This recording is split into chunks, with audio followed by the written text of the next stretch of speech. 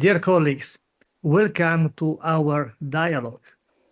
This is a special dialogue because we are between Christmas and the New Year, so it's a special flavor.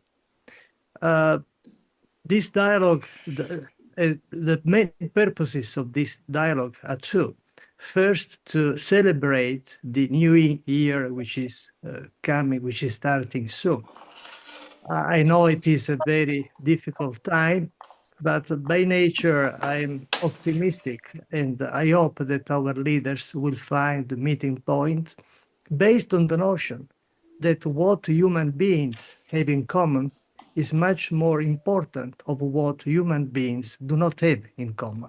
So let's be optimistic for the future. And the second goal today, the main goal, is to celebrate the year of the last year of the European Art Journal. It's been a very successful year. We published 48 interesting issues. Our impact factor is more than 38, and our papers have been downloaded more than 11 million times, which I think is a remarkable number.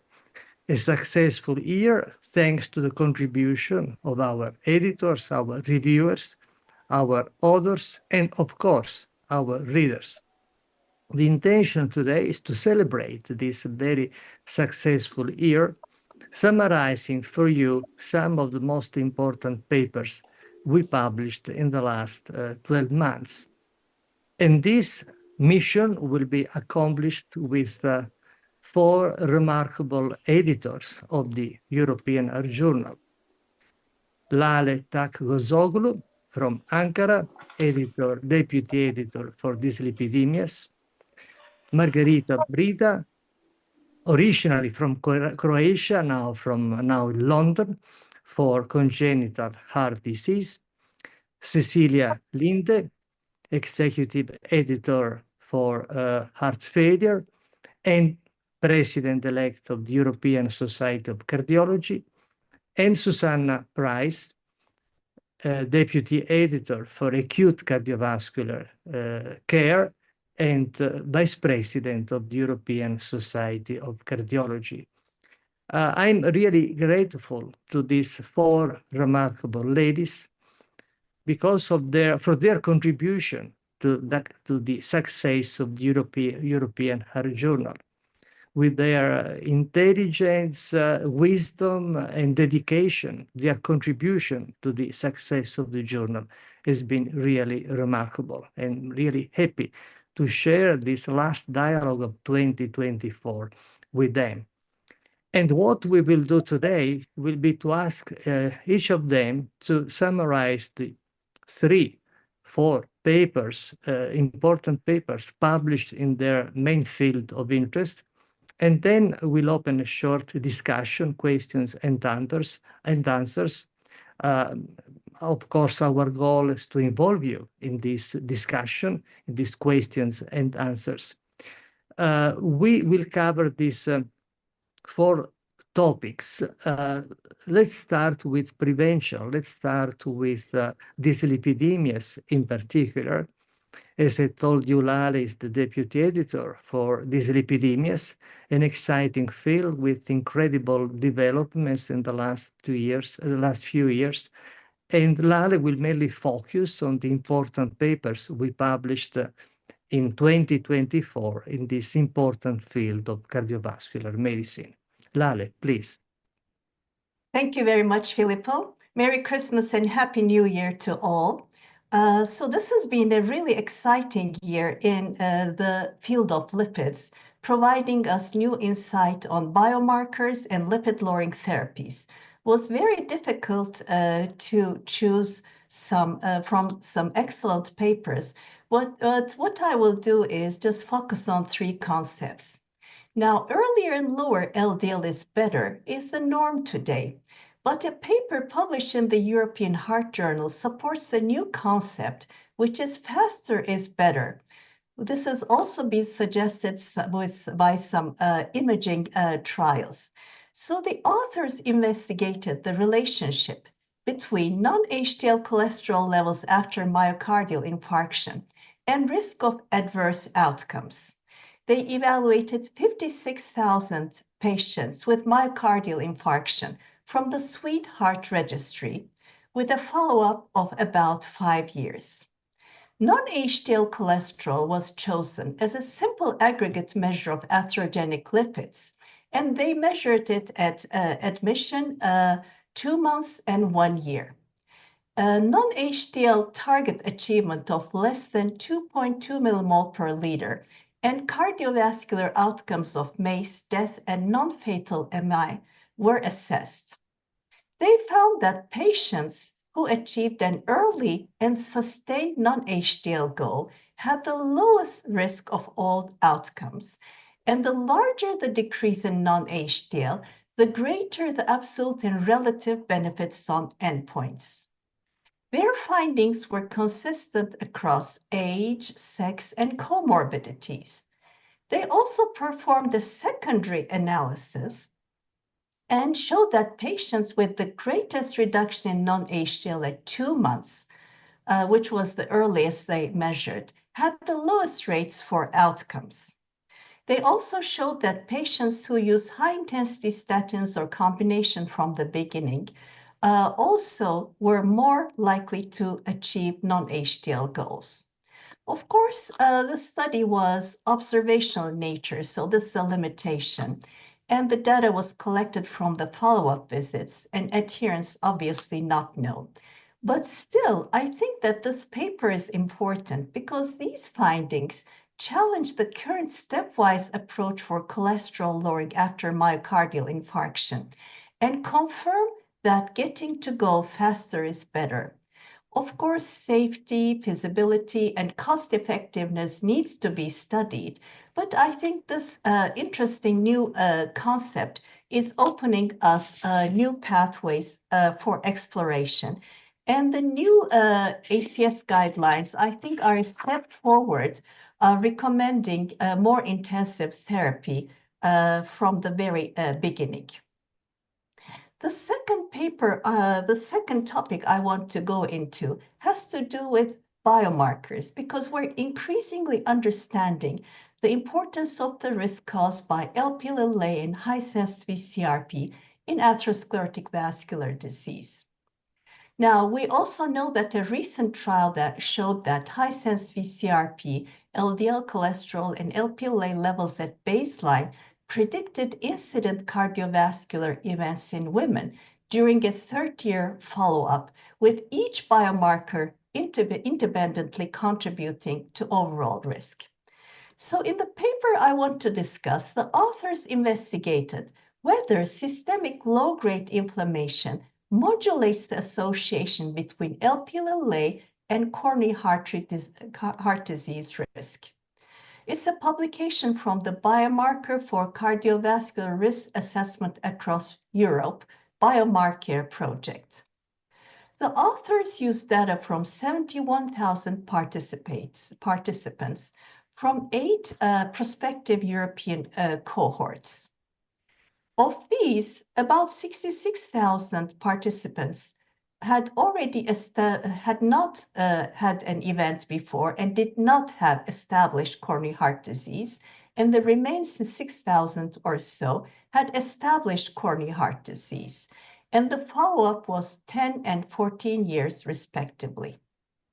An incident coronary heart disease event occurred in 5% of the patients free of heart disease initially, and 22% of the patients in the secondary prevention group.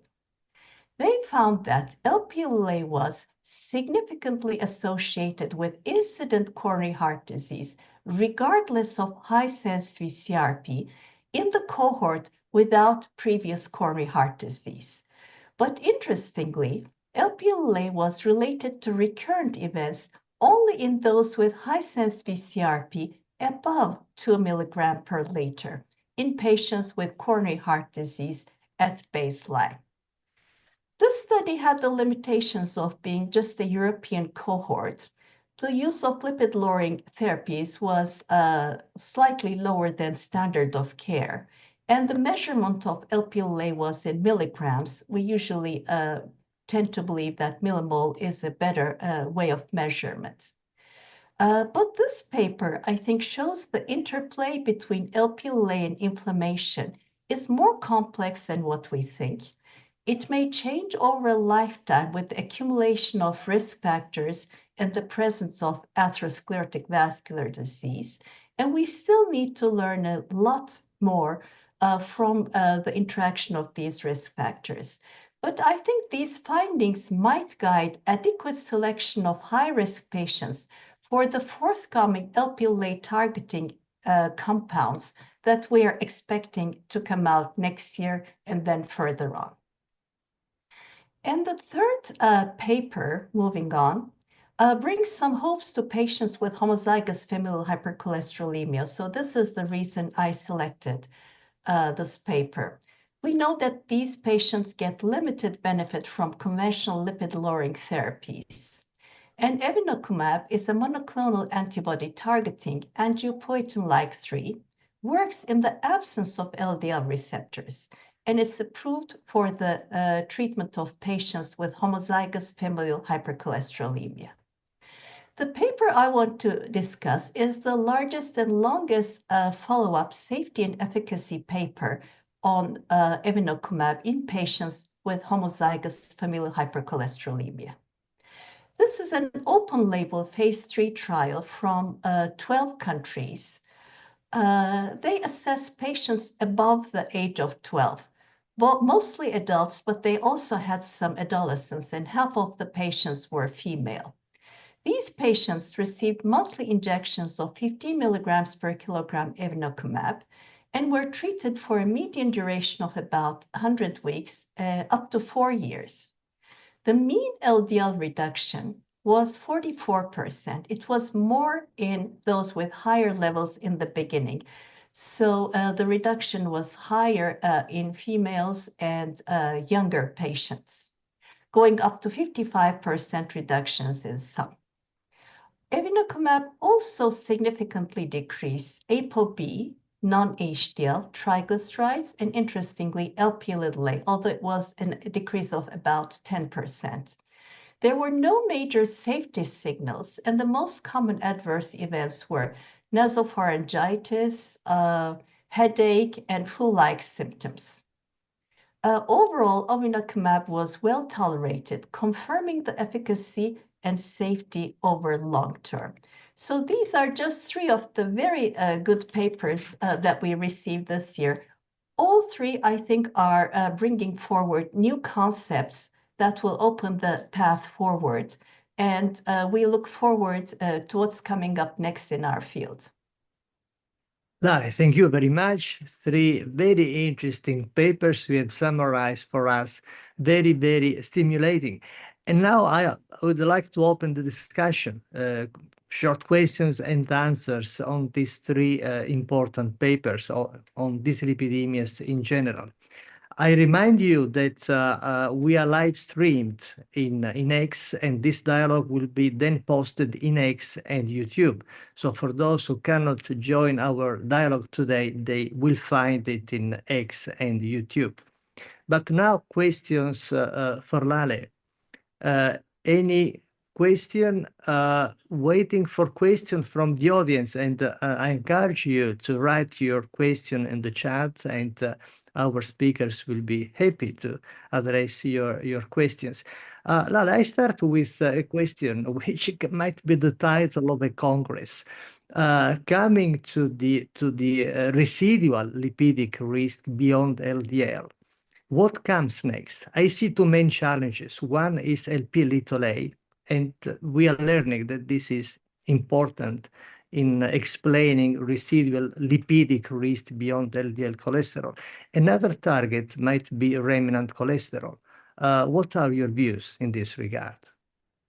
I think the most important risk factor is getting LDL cholesterol as low as we can, because that is where we have most of the evidence. And most of the risk we thought to be residual is actually from not lowering LDL cholesterol enough in some patients. In addition to that, we're learning more and more about Lp(a), which is much more atherogenic than LDL cholesterol and is becoming a target in itself. And hopefully we'll be able to have therapies that modulate cardiovascular risk through Lp(a) reduction, but this needs to be confirmed yet. And inflammation is overwhelmingly important, but whether we're going to be able to lower it without altering our defense systems is another issue. But new therapies targeting the NLRP3 inflammasome, specifically interleukin-6, are showing a lot of promise. So I think these three will be extremely important. As for remnants, we do know that they are atherogenic, but we still need good therapies to lower them. And the triglyceride-rich lipoprotein lowering therapies that are targeting ApoC3 and ANGPTL3 are still in their very early phases. But I think there's hope there as well. So I think abolishing all the ApoB-containing lipoproteins and controlling inflammation will be important, but prioritizing will be difficult, and which to address in which patient will also be an issue. So I think we need to learn a lot more than we know today to go forward. Thank you for being so clear and impactful, Lale. I see a question from Jan Piek. Jan, please, let's unmute Jan, and you're very welcome. Please. Okay, thank you very much for the interesting contribution. You mentioned about the sweetheart, about results post-MI. But do you know, or can you speculate what happens to patients with stable angina? Imaging studies are suggesting that in acute coronary syndrome patients, we are more likely to get benefit from faster reductions. So I would assume that the priority for a fast reduction will be post-ACS patients. But it may work for chronic patients as well, but the impact will probably be less, is what I think. Plus, those patients are not at imminent risk as much as those in which we're expecting a recurrent event. Okay, thank you very much. Thank you. Thank you. And before moving to the next speaker, I see in the audience Peter Libby, who is a top expert in many things and also in lipids. Peter, any question or comment from your side? Yes, well, hearing Lale's answer to the remnant and triglyceride-rich lipoprotein questions, like hearing myself talk, so I have nothing to add. I think that the move in Europe to begin ezetimibe with statins, certainly in secondary prevention, is the way to go. I think the U.S. practice and U.S. guidelines are behind. So I see no reason not to dispense ezetimibe with starting statins at the same time. Ezetimibe is now generic. It's inexpensive, should be inexpensive, and is pretty much without any side effects or drug-drug interactions. So I really endorse the European position and will use whatever influence I have, which is slim in this continent, to push for a change in practice and guidelines here. Thank you very much, Peter. Lale, thank you very much. And now we move to the next speaker. It's a different topic. Next speaker is Margarita Brida. The topic is adult congenital heart disease. And this is an extremely important field of cardiovascular medicine of growing interest, also because for the first time, the number of adults with congenital heart disease is larger than the number of children with congenital heart disease. And this is evidence of the success of this field of cardiovascular medicine in the last few decades. So an exciting field for an expanding number of patients. Margarita, what are your articles? Thank you very much, Filippo. First of all, happy holidays to everyone. It is truly, truly wonderful to be here on this forum, and absolute pleasure to be with these grand ladies that I have a privilege to be. So thank you so much, Filippo, for your kind invitation. very special Christmas edition. So I was thinking about 3 papers to choose from the field of congenital heart disease, and obviously it was not easy, as Lale pointed out, for her field as well.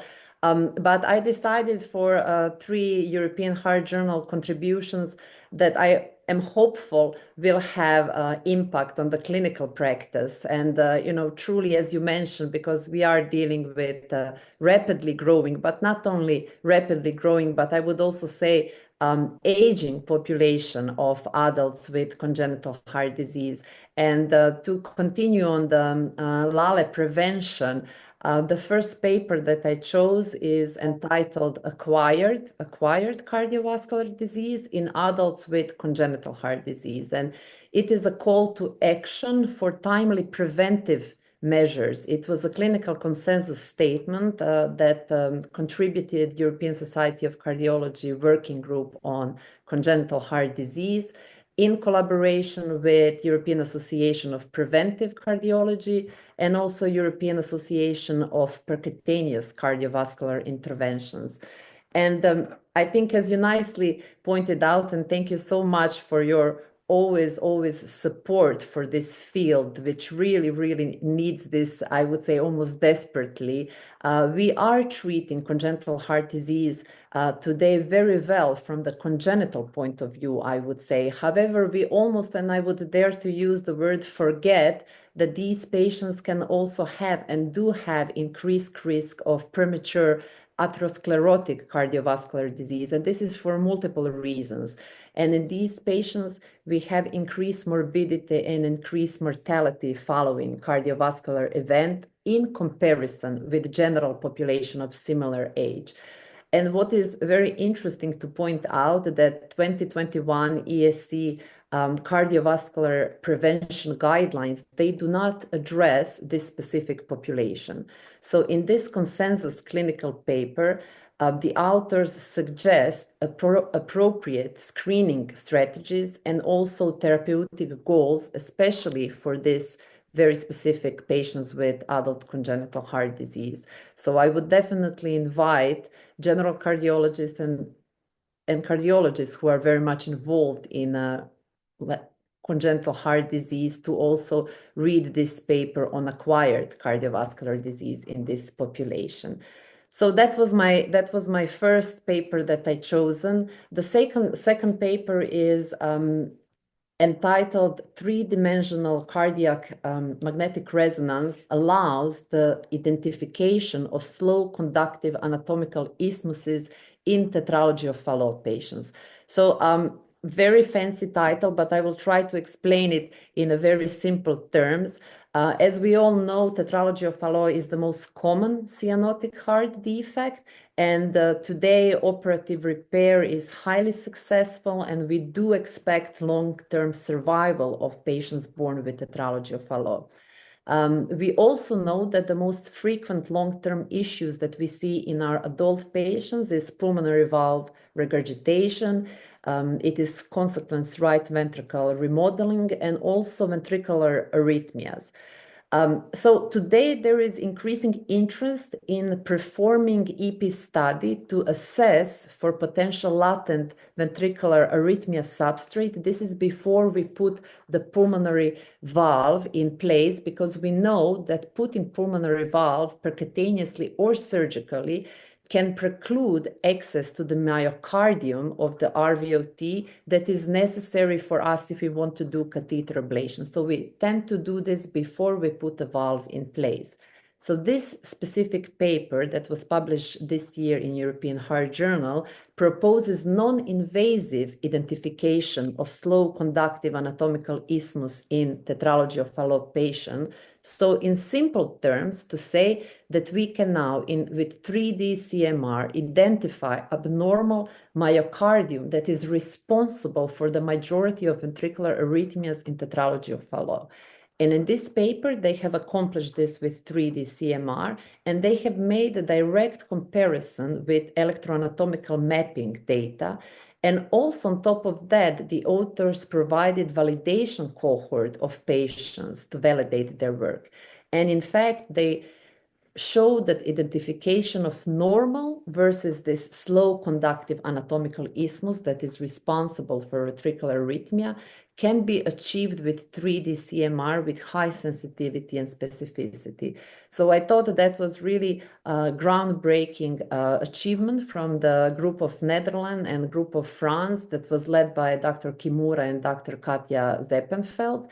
Because in the future, obviously, with training, with appropriate equipment, that obviously all takes time, but we could reduce the need for diagnostic EP studies in these patients. And also, as we know that with age, as we all grow older, these patients can develop this slow isthmus, which may not have been present 10 years ago. So that would mean that we would need to repeat the EP study every couple of years or every decade, but still a lot. And if we could potentially do this with 3D CMR, obviously that would be much more beneficial for our patients and also for us. So that was the second study. And the third is not an original study, which I wanted to finish with, which is actually the state-of-the-art review. And you will forgive me, but I decided to choose this rather than the original paper to really still feel that we need to raise awareness of this, as you nicely pointing out, rapidly growing population. And again, I would add aging population because of really, really good pediatric contribution and also adult cardiology contribution. So the third paper is entitled Adult Congenital Heart Disease, What Every Cardiologist Should Know About Their Care. And this is written was written by Professor Werner Boots. I see here on the call my dear colleague and friend, Professor Katja Prokshelj, and I also see on the call Professor Michael Gazoulis, who were all contributors to this paper. So I'm very pleased for that as well. And we have really provided 7 guiding principles, most importantly saying, you need to know the medical and surgical history of each patient in detail, because this is the only way that you can follow it closely, that you can understand what can be potential issues, and you really need to know the basic outcomes of specific, especially very common congenital heart disease. And education here is crucial, education of patients, but also education of ourselves as cardiologists.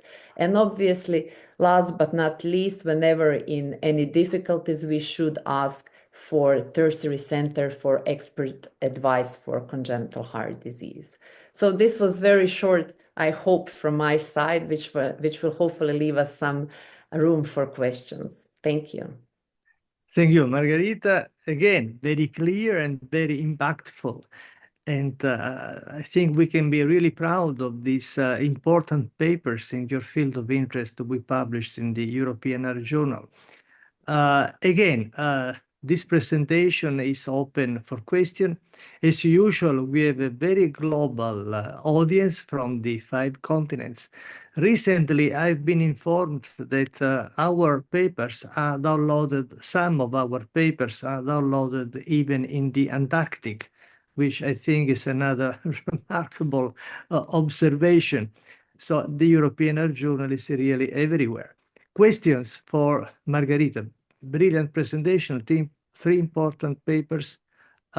What if I don't see questions at the moment? Margarita, I ask you a question. I think if I will remember, yes, definitely something we have published. In patients with congenital heart disease, an important challenge is also cardiovascular disease beyond the congenital heart disease, because in these patients, we tend to focus on the complex congenital heart disease, but life expectancy is much better than before, thanks to your efforts. And these patients also tend to develop other cardiovascular disease, which perhaps are overlooked because we focus on the main disease. Any comments on this issue, which is of general clinical interest? Yeah, I think this is now really, really important topic because we made really contribution, I think, in the last decades and more in terms of treating the very congenital issues. And now we have a consequence of that, right? Now we have this growing population of older people who are living with congenital heart disease, but they are doing good. And we need to take it now a step further to educate these patients about healthy lifestyle, about preventive measures, everything that goes so firmly and is discussed so firmly for general population, I think needs to be highlighted even more in congenital heart disease, because we do know that if you have a substrate already, and on top of that, for example, you get a myocardial infarction, of course, your outcome is going to be worse than if you have been completely healthy before that.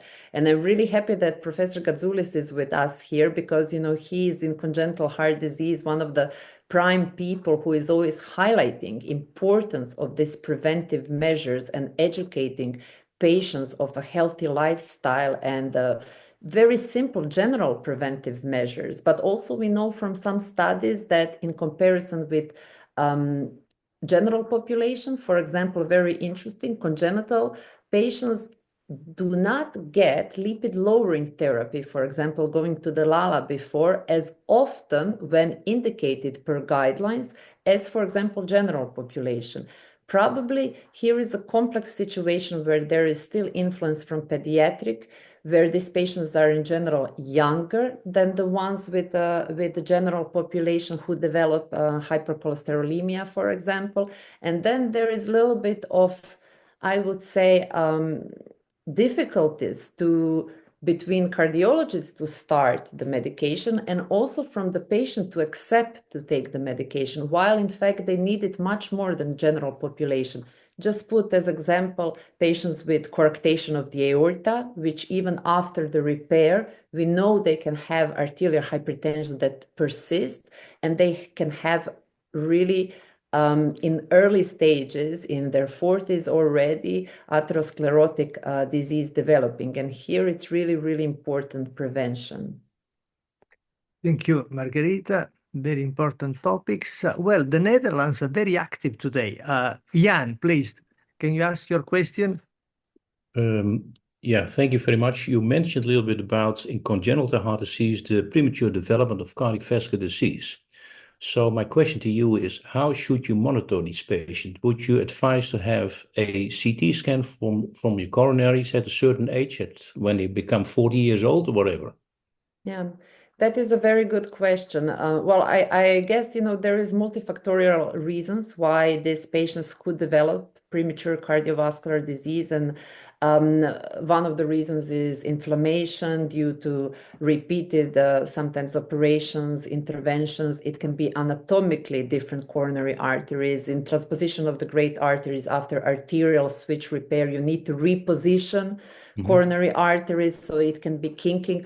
All this can, any LVOT obstructions that they often have, like I mentioned, coarctation of the aorta, hypertrophy of the ventricle, dilatation, all this can contribute to early development of coronary artery disease. So in fact, for those that we know are at very high risk, for example, I mentioned transposition of the great arteries with arterial switch, we do CT, because also we know that they don't have chest pains typical because of the previous operations.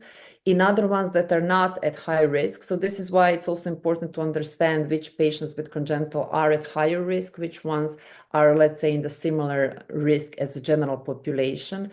I like personally, whenever I have a patient transitioning from pediatric to the adult, to once do just a lipidogram, just to make sure that there is no some underlying hypercholesterolemia. We also have syndromic patients, the Down patients, the patients with Turner syndrome and so on, that we know have higher risk factors as well. So I like to do this baseline, and if everything is fine and they're having a healthy lifestyle, they're not overweight and obese, then I obviously do not repeat this very often, but I screen them initially, let's put it that way. Okay, thank you. Thank you, Margarita. Thank you again for your presentation. Now we move to the next speaker, but for those who have questions for Margarita, you can write it in the chat, and Margarita will give the answer in the chat. Now we move to the next speaker from the expanding universe of patients with congenital heart disease to the pandemic of heart failure. And Cecilia Linde will summarize for us the important papers published in the journal in the field of heart failure. Not an easy selection because we published a lot in this regard. Please, Cecilia. Thank you very much, Filippo, and hello, everyone. Happy holidays. I see a lot of my friends, and I'm very happy to see so many from China. It's a long, big time difference, so especially happy to see so many of you. Well, over the last decade or more, we've seen an amazing development of heart failure medication, in particular for heart failure with reduced ejection fraction, and in later years also for HFpEF. So what about the mortality? Well, interestingly, in the United States, there was a breach in the decline of heart failure mortality after 2012, and instead a small increment, which is alarming. So in Sweden, we looked at the same thing, Lindberg and co-workers, in a 25-year-old study on trends in heart failure mortality between 1997 and 2022. And indeed, there can be seen a decline in heart failure mortality, and not like in the United States with a breach, but continuous decline of, on the average, 2.12% yearly.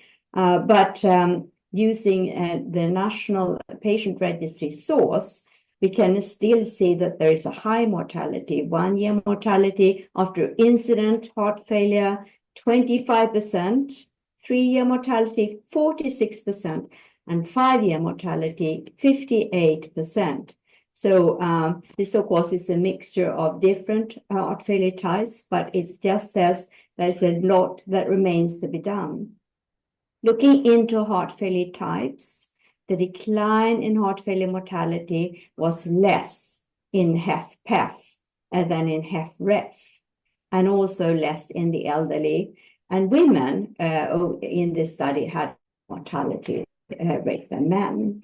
So what this study says, that there must be some difference between the United States, at least compared to Sweden, whether it's how heart failure patients are registered, or whether the access to modern medication is not the same in the United States and in Sweden. But most importantly, from the study itself, it shows the need for more medications in heart failure with preserved ejection fraction. And there has indeed been some improvements there with the SGLT2 inhibitors and with MRAs, as demonstrated in the Fine Arts study, which compared finerenone to placebo in HFpEF patients and showed a reduction in heart failure events and cardiovascular death. So that brings me to my first choice, which is also the most cited and most downloaded of the heart failure related papers this year. And that's titled Semaglutide and Diuretic Use in Obesity Related Heart Failure with Preserved Ejection Fraction, a pooled analysis of STEP-HFpEF and STEP-HFpEF diabetes trials. And in the initial trial in obese heart failure patients, semaglutide was associated with improved exercise tolerance, quality of life, improvement of inflammatory parameters, which is very promising here. What the authors wanted to do in this pre-specified analysis, pooling these trials together, was to see whether diuretic use in some way affected the results of semaglutide. And in short, it did not. But let's just look at these patients first. There were some 1,146 patients. Of these, about 1/5 were not on any diuretics at all, 1/5 on non-loop diuretics, and the 60% were on some degree of loop diuretics. And there was a weight drop in irrespective of diuretic use or not. There was also an improvement in quality of life, but much greater effect in those who were on diuretics, which could mean that there is some other effect on semaglutide, not just weight loss. Moreover, what was very important was that in those on diuretics, there could be a reduction of diuretic dose, about 11.8 milligrams, and there was less institution of diuretic therapy in the semaglutide group compared to those who were assigned to placebo. So this says that for a long time, diuretics was the only available therapy in HFpEF. But in these obese patients, this is an asset which this is not an outcome study, and that's very important to add, but it does says that not only are symptoms improved and the weight is lost about 11%, but also the need for diuretics may be reduced. And that is important because that, of course, is connected to renal function. So that needs to be further studied in outcome studies, but it's really promising results. Finally, I would like to go into a totally different topic, and that is, when should an ICD be given? How long should you wait after you start heart failure medication?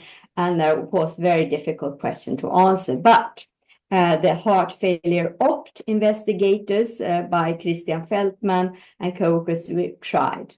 And they did a study on 600 patients, both in the United States and in Europe. And those were hospitalized patients who had what was called an indication for a wearable ICD. So they looked at what happened with the ejection fraction over 90 days, 90 to 180 days, and throughout a year. And our guidelines say that we should wait about 3 months with optimum medical therapy. And if a patient still has ejection fraction below 35%, that's when a primary preventive ICD is indicated.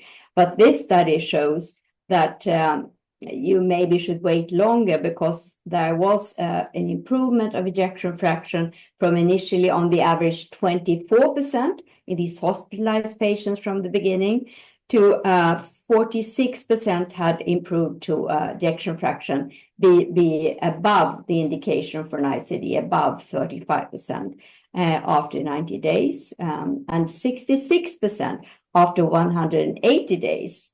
And at 1 year, 77%. So that says that all the improvement doesn't happen in those 3 months, or the guidelines tell us to wait. And of course, improvement of ejection fraction was related to heart failure etiology. In this cohort, about 70% had dilated cardiomyopathy, non-ischemic cardiomyopathy, and that was a predictive of a greater improvement in ejection fraction, as was atrial fibrillation, presumably because heart rate was normalized during that treatment period. So it just says that irrespective of our trials to optimize medical therapy, I'm sure these investigators did, somehow they didn't reach target dose within 90 days. And even if they did, there was still incremental effect over 1 year. This, for me as a device doctor, does not come as a surprise because in the cardiac resynchronization therapy studies, which is not new onset heart failure, but is chronic heart failure, we have been able to observe continuous improvement in ejection fraction over 1.5 years. But it doesn't help the clinician very much, because at some point you have to decide on when to give an implantable cardioverter defibrillator. So the take-home message is to do up titration as quickly and as efficiently as possible, and at least try to wait maybe 6 months if a patient doesn't have any disturbing signs of sustained ventricular tachyarrhythmias.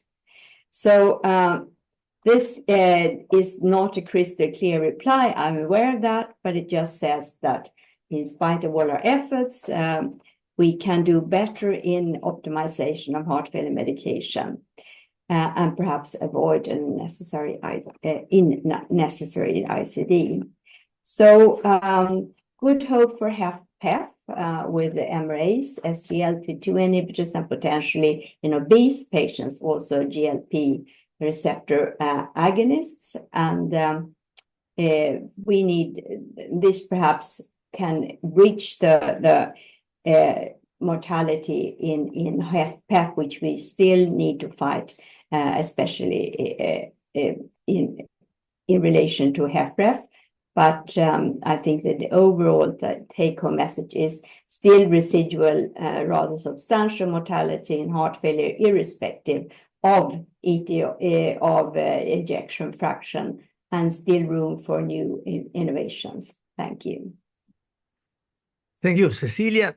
3 stimulating, interesting papers, so well presented, and I think that unfortunately we don't have a long time for discussion, but I'm sure that your papers will stimulate questions in the audience. Again, waiting for questions, I ask the first question. You've been one of the founders of cardiac resynchronization therapy. Your contribution to the history of cardiovascular medicine in this regard is memorable. And I'd like to ask you something in this field, related field. What about ablation and pacing in patients with heart failure? I think that this is an interesting topic, perhaps still underutilized, although now we have some papers also published, some studies published in the European Heart Journal.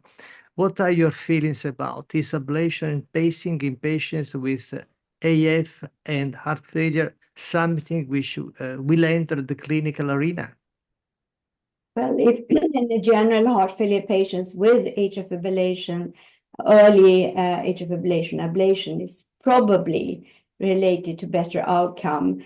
Being aware of the fact that the studies that have been conducted have not been very large, but have shown substantial improvements. Waiting longer to do the ablation will reduce the potential of reverting the patient into sinus rhythm and keeping and staying in sinus rhythm. So I think that many cardiologists are reluctant to refer patients for atrial fibrillation ablation and shouldn't be. For those who beyond that, say with chronic atrial fibrillation, but still with a irregular heart rhythm problem and a rapid heart rhythm, his ablation and combined with cardiac resynchronization therapy is an alternative, especially in elderly patients. Along the same line, I have a second question. What about his bundle pacing? We don't have trials yet, I would say surprisingly, but physiologically seems to be a stimulating approach, including patients in patients with heart failure. What do you see in your crystal ball in the future? Well, I think left bundle area pacing, which is somewhat easier in the sense that you get a better pacing threshold, which stays over time. That has the most promise. That has a learning curve that seems to be associated with better improvement in ejection fraction and less events than traditional cardiac resynchronization therapy. But we do need the trials to be able to actually say that, and lots of those trials are ongoing. Very well. Thank you, Cecilia, for this very interesting dialogue on heart failure. And now we move to the last speaker for today, Susanna Price. The topic is acute cardiovascular care and ischemic heart disease. Susanna, thank you again for your wonderful contribution to the journal, for the exceptional things you are doing in the journal and also in the European Society of Cardiology. We are really eager to listen to your papers. So thanks, Filippo, and I'd say happy holidays to everybody around this very special time of year. And it's really a great opportunity, I think, to look backwards, but also maybe look forwards a little bit. And as Filippo said, I'm focusing really on the acute side of things. And for 2024, I've chosen 3 papers for you from the European Heart Journal. One relates to acute myocarditis, which I think was a very important paper published earlier this year. And then moving towards the end of the year, so to October this year, looking at cardiogenic shock, because really that's the only area that people are really focusing on with respect to critical care at the moment. And there are reasons for that. And I think one of the things that the European Heart Journal has done is fostered a very balanced and mature debate at positioning where we are with these very sick patients and where we might go in the future. So my first paper was the first authors, Professor Caforillo, published in July this year, and it's looking at endomyocardial biopsy in acute myocarditis. And it's looking at prognostic utility in pediatric and adult patients, and it's from EORP, looking at cardiomyopathy and myocarditis long-term registry. Now, the reason I've chosen this is that there isn't much high quality data in this area. And when you're faced with a patient where you're trying to make decisions as to how to manage them, you need the best data you can to help you make those decisions. And this is an important paper. What they aimed to do was to look at the baseline features of these adult and pediatric patients with acute myocarditis, look at what happened with a 1-year follow-up, and look at predictors of outcomes. And they used the ESC 2013 criteria when they were defining acute myocarditis. They looked at 46 different centers across 18 different countries in Europe. They had just over 580 patients, of which 88 were children. So that's a median age of 8 years for the children group. The remaining 493 were adults, and these were young. Their median age is only 38 years. And they divided them into 3 groups, these 581 patients. Group 1, clinically suspected with an abnormal CMR. Group 2, biopsy proven. That was 222 patients, so around about 35-40% of the patients. And group 3, clinically suspected with a normal or inconclusive or no CMR. And they looked at baseline features, and then they looked at 1-year outcomes. And this is rehospitalization, cardiac, whether they had transplantation, whether they had a VAD, and whether they had an ICD. So what did they find in their results? Well, they found that of those 222 patients who'd had an endomyocardial biopsy, the complication rate was very low. There were no deaths, either in adults or children, related to the endomyocardial biopsy, which people are frequently reluctant to undertake, but there were procedural complications. I think, importantly, of those biopsied patients, 1/3 of the children and 2/3 of the adults only had classical myocarditis. So looking at the utility, this is biopsy proven acute myocarditis, it has to be thought about in a critical way. So your negative CMR may not tell you that the patient doesn't have myocarditis. At the 1-year follow-up, the results in terms of the outcomes for the patients were actually not bad. So 2.7% of patients died, 1.7% received a transplant, and 0.7% underwent a VAD. So easy to remember. And the predictors of the worst outcome were a worse ejection fraction and also the use of immunotherapy early on. And I think for me, this is an interesting paper because it gives us some kind of contemporary idea of what's going on in Europe. It gives us reassurances in terms of pursuing the diagnostics that you have in these patients. And these are potentially very sick patients. About 50% of them had heart failure or shock, and 1/3 of them had major arrhythmias. I think also of interest was in the biopsied patients, more than 80% of them had lymphocytic myocarditis. And then moving towards sort of the end of it, what matters here is looking at the level of certainty approach. So the combination of clinical, biopsy, and also biomarker features that make you think the patient may have acute myocarditis, thinking about risk stratification of these patients, and of course treating them, because the treatment rates were very low, even if a patient had had an endomyocardial biopsy. So that's my sort of first paper, and it really is one that makes you think about your own practice. And then moving to the second and third of my papers, they're really intertwined, Filippo, and they relate to devices and in cardiogenic shock. So if you cast your memories back to 2023 at the ESC, Holger Thiele presented ECLS shock. And now in October this year, we've now got a 1-year follow-up from those patients published in the European Heart Journal. The first author for this paper is Stefan Desch, and it was published in October. So the original study from Holger Thiele's group back in 2023, ECLS shock, took 420 patients with acute myocardial infarction, cardiogenic shock, so not all comers, and they looked at the added benefit or not of using peripheral VA ECMO, which was the largely or predominant used device, in outcomes in terms of 30-day all-cause mortality. And despite a fantastically well-conducted trial, there was a collective groan across the whole of the world because the trial was neutral. And there'd been a huge amount of hope that this would show that the device made a difference. It was a great trial. It was very well balanced. It was rapid enrollment, very good follow-up. It was adequately powered. There was a lot of discussion at the time about the percentage of patients that had been resuscitated. But that group, there we were at 1 year with no difference. They've now looked at the 30 days, no difference. They've now looked at 1 year, thinking maybe there would be a difference, and there is no benefit from the unselected use in VA ECMO in this patient population.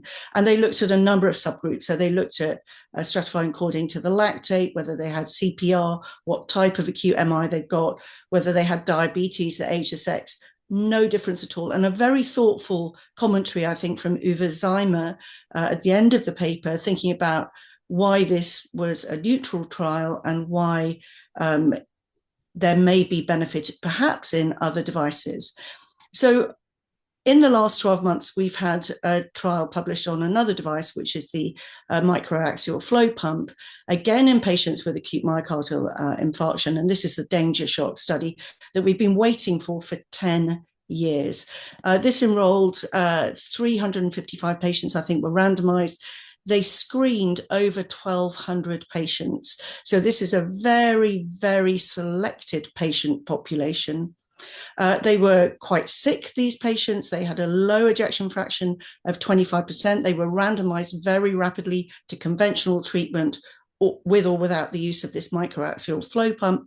And they did show that there was a benefit from using this device.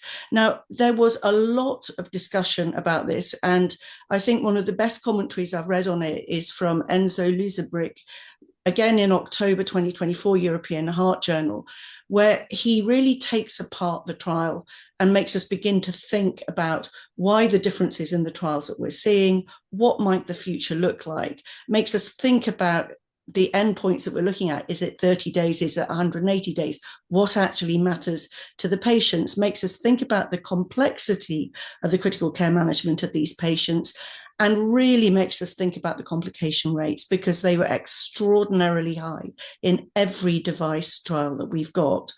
And then in the same issue, if you're really looking towards unpicking what's happening with the sickest patient, there's a very nice article from Tom Lucia and Holger Thiele thinking about a paradigm shift in cardiogenic shock.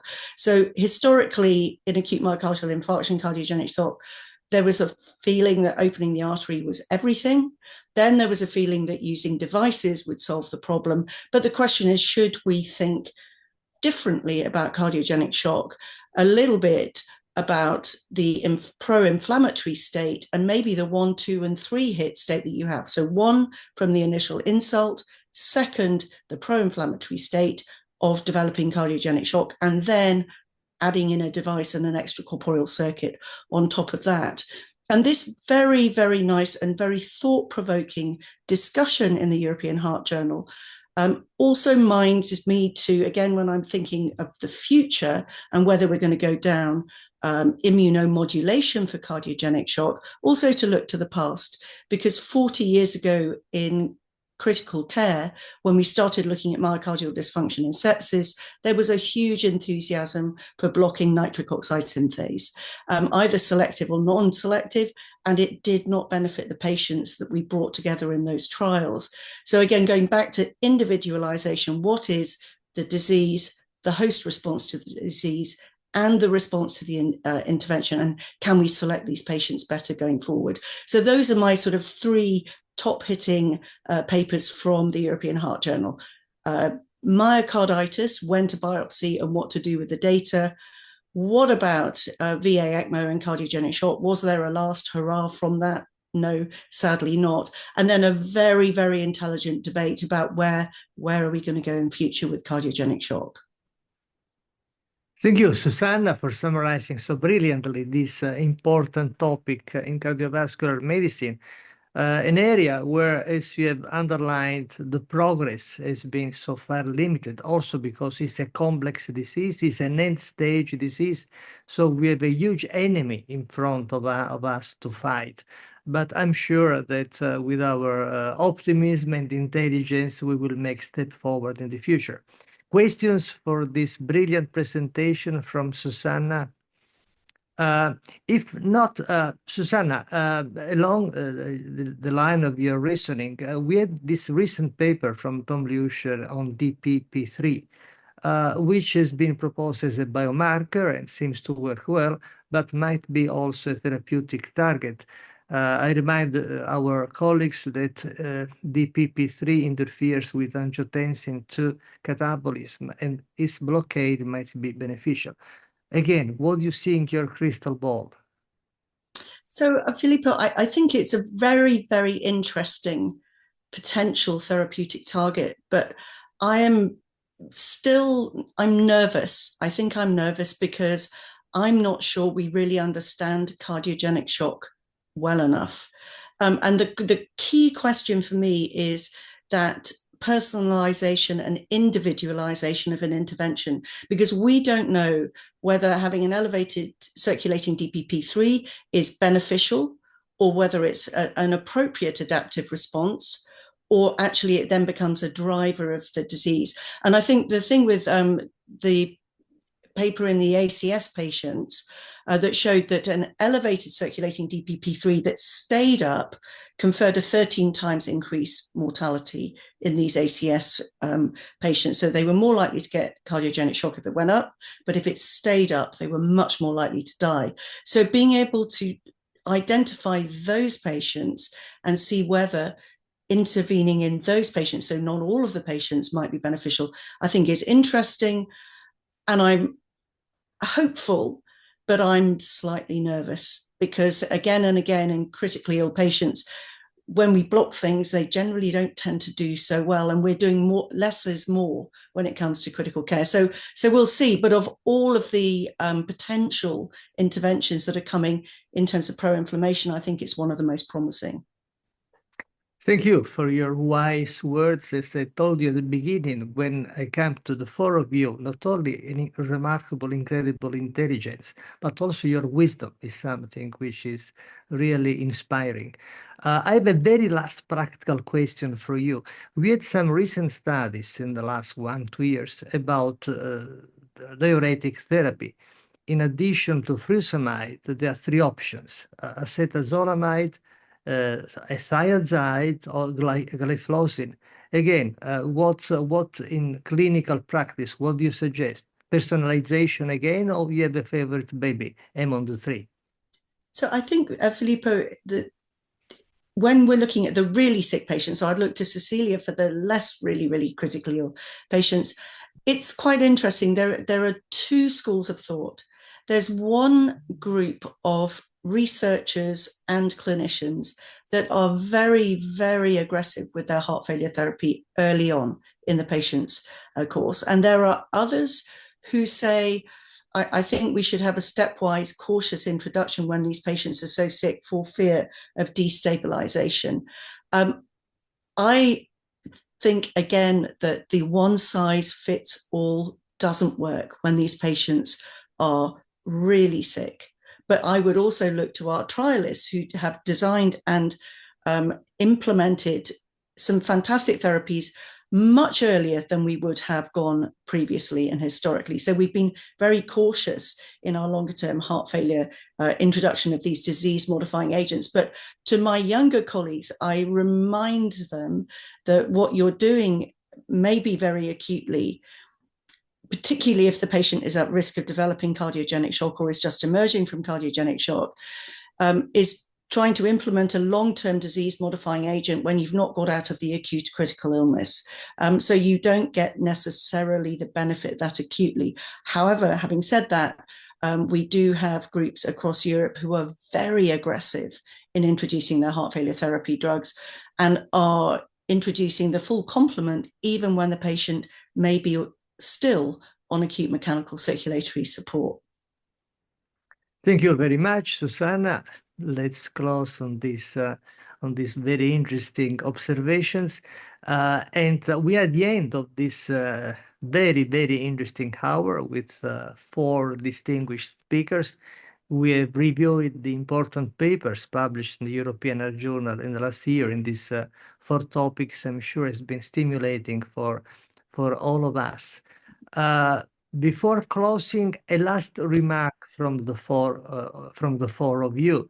I remind you that we have a large audience from the 5 continents now, including the Antarctic. Let's start with Lale. Lale, closing remark for our colleagues listening to us. I wish everyone a very, very happy new year and look forward to all the exciting science that it is going to bring. Thank you, Lale. Margarita. I can only agree with Lale, and at this stage really thank everyone, and I wish you all a beautiful new year, and I wish us all to contribute more and work together, and this would be my goal for the next year. Thank you. Thank you, Margarita. Cecilia, Mrs. President. I would also like to thank everyone. Yours is a presidential address now. I think it's wonderful that people come together also on a day like this. For very many, it's a holidays day.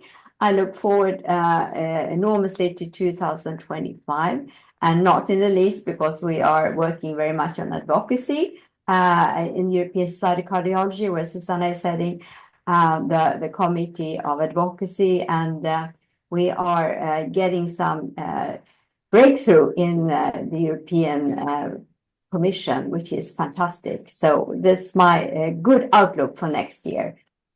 Thank you. And Susanna, Mrs. Vice President, you're the champion of advocacy for the European Society of Cardiology.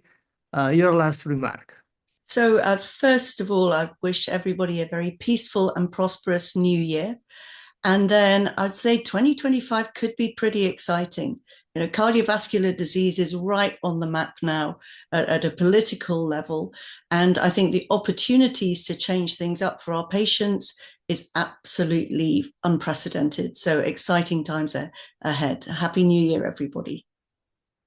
Thank you, all of you. It's been an exciting year. Will be an even more exciting year. Please stay with us. Next dialogue will be the first of 2025, will be on Thursday, 30th, as usual, 17 Central European time. And really from our hearts, happy New Year. Bye-bye.